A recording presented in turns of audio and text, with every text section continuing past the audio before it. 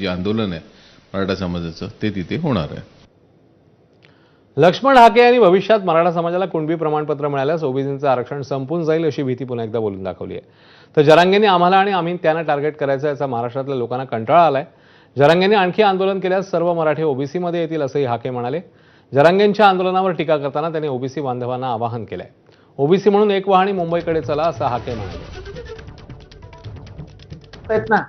राधाकृष्ण विखे पाटील हाकेला कोण हो देत नाही किंवा प्रसादला हाकेच्या मागे 2-4 माणसं नसतात, पण मनोज जरांगेंनी जर आवाज टाकला तर 5-50 हजार माणसं गोळा होतात.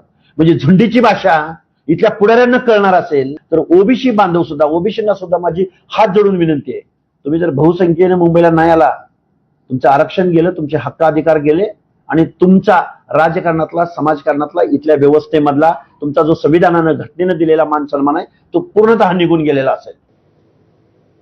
भाजपने आपल्या संघटनेत मोठे फेरबदल करताना पक्षाचे राष्ट्रीय सरचिटणीस विनोद तावडेंकडे